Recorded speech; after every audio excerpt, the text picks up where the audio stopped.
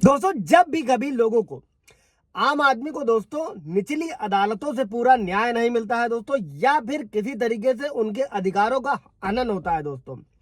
दोस्तों अगर किसी भी इंसान को किसी भी जिले की अदालत में, चाहे वो सिविल कोर्ट हो, सेशन कोर्ट हो, अगर जस्टिस नहीं मिल रहा है दोस्तों, तो वो व्यक्ति क्या कर सकता है, वो हाई कोर्ट जा सकता है दोस्तों। और हाई कोर्ट क्या करता है दोस्तों, हाई कोर्ट का क्या काम है कि लोगों को जस्टिस, न्याय दिलाना दोस्तों। अगर किसी को भी लगता है दोस्तों कि अगर उसके साथ गलत हुआ है, या फिर कोई सरकारी अफसर ठीक से काम नहीं कर रहा था, या फिर वायलेशन ऑफ राइट्स यानी कि उसके अधिकारों का उल्लंघन हो रहा है दोस्तों, तो ऐसे में वो व्यक्ति क्या कर सकता है, हाई कोर्ट में जाकर शिकायत कर सकता है, कंप्लेंट कर सकता है। और कॉन्स्टिट्यूशन में दोस्तों हाई कोर्ट को कई सारे स्पेशल राइट्स और पावर दिए गए हैं दोस्तों, ताकि हाई कोर्ट क्या कर सके, स्टेट लेवल पर लोगों को न्याय दिला सके दोस्तों। और ये जो पावर था, ये कॉन्स्टिट्यूशन के अलग अलग आर्टिकल्स में दिए गए हैं दोस्तों। और आज इस वीडियो में इसी को आसान भाषा में हम लोग समझने वाले हैं दोस्तों।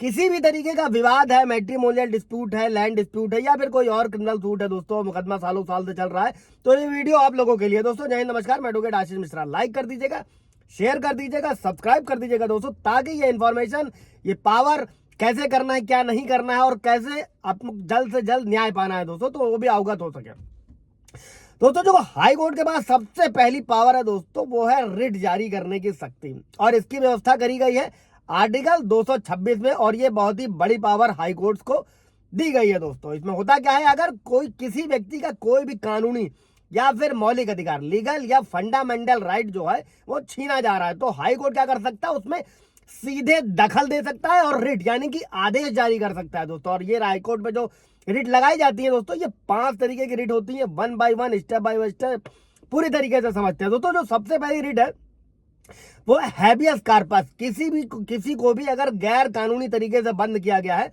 तो उसे छुड़ाने का आदेश होता है दोस्तों। और ये सब त्वरित बेसिस पे होता है, तत्काल बेसिस पे होता है। क्या है, कई बार मान लीजिए फॉर एग्जाम्पल पुलिस ने उठाया, 24 घंटे बाद मजिस्ट्रेट के सामने पेश करना होता है, पुलिस इलीगली डिटेन कर रही है, और अगर मजिस्ट्रेट के सामने पेश नहीं कर, क्या करना है, हाईकोर्ट में रिट लगाना। और कैसे करना है, क्या करना है, उसके लिए आप कमेंट कर पूछ सकते हैं दोस्तों, आपको पूरी तरीके से अवगत कराया जाएगा। जो दूसरी रिट की पावर है दोस्तों, उसका नाम है सॉरी मैंडेमस। मैंडेमस यानी कि परमादेश रिट, और ये बहुत सारे केसेस में काम आती है दोस्तों। कोई भी सरकारी अफसर जो है, या फिर कोई कोर्ट है, मान लीजिए मुकदमा कई सालों से चल रहा है और निपटारा नहीं हो रहा है, तो ऐसे में डायरेक्शन लिया जा सकता है। तो मैंडेमस रेट का जो है इस्तेमाल बहुत बड़े स्तर पर किया जाता है दोस्तों। किसी भी तरीके से अगर मान लीजिए जमीन का ही कब्जा है, नहीं मिल रहा है, सालों साल चल रहा है, पोजीशन का आर्डर हो चुका है, तब भी नहीं मिल रहा, हाई कोर्ट आ सकते हैं, तत्काल पा सकते हैं। कोई 498 ए 35 का, या फिर पत्नी ने झूठे मुकदमे दर्ज करा रखे हैं, सालों से खिंच रहा है, मैंडेमस रिट के जरिए जो है, रिट के जरिए आप जो है जल्द से जल्द अपने मुकदमे को खत्म कराकर न्याय पा सकते हैं।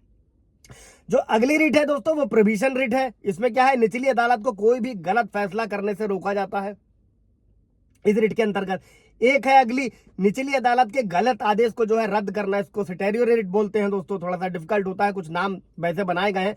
अगली रिट है क्वा वारंटो। अगर किसी व्यक्ति से सरकारी पद खाली करवाना, जब उस पद का अधिकारी ना हो दोस्तों, फिलहाल आप लोगों के लायक नहीं है, लेकिन बाकी रिट्स आप अपने केसेस में इस्तेमाल कर सकते हैं। और खास बात क्या है कि हाई कोर्ट मौलिक अधिकारों के अलावा दोस्तों, अगर किसी भी अन्य मामलों में अगर अधिकारों का उल्लंघन हो रहा है, तो वहां पर रिट जारी कर सकती है, जबकि सुप्रीम कोर्ट सिर्फ मौलिक अधिकारों के मामलों में काम करता है।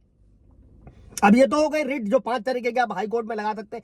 इसके बाद अगर मान लीजिए आपका कोई मुकदमा है, सेकंड क्या है, अपील सुनने की ताकत। हाई कोर्ट के पास क्या है, जिला अदालत और निचली अदालतों से जो आने वाले सिविल है, फौजदारी है, राजस्व मामले हैं, किसी भी तरीके के उन मामलों की जो है अपील सुनने की पूरी शक्ति रखता है। फॉर एग्जाम्पल, अगर किसी व्यक्ति को निचली अदालत से न्याय नहीं मिला, तो हाई कोर्ट में अपील कर सकता है। अब अभी तीसरी पावर हाई कोर्ट के पास में क्या है दोस्तों, निगरानी रखने की शक्ति, सुपरवाइजरी पावर, और इसकी व्यवस्था आर्टिकल 227 में करी गई है।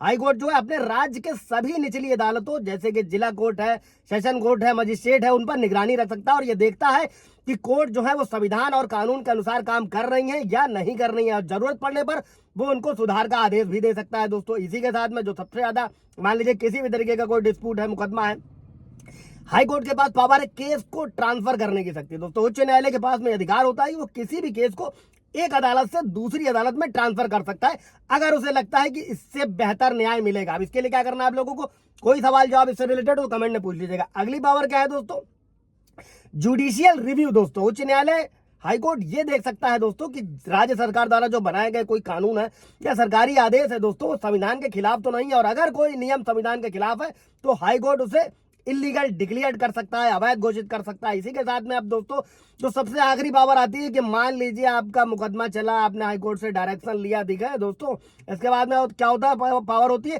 कंटेम्प्ट ऑफ कोर्ट दोस्तों। अगर कोई व्यक्ति या संस्था कोर्ट के आदेश की, यानी कि जो हाईकोर्ट आदेश दिया है, अगर उसे मानने से इनकार करता है, अनादर करता है या नहीं मानता, तो हाईकोर्ट उसे सीधा सजा दे सकता है, पनिशमेंट दे सकता है, और ये संविधान के अनुच्छेद 215 के तहत व्यवस्था करी गई है दोस्तों। ये पूरा हाईकोर्ट का रिव्यू मैंने आप लोगों के लिए आज बताया है। अगर इससे रिलेटेड कोई भी सवाल जवाब होगा कमेंट में पूछिएगा, कोई लीगल एडवाइस हेल्प चाहिए होगा तो कमेंट कीजिएगा दोस्तों। Thank you.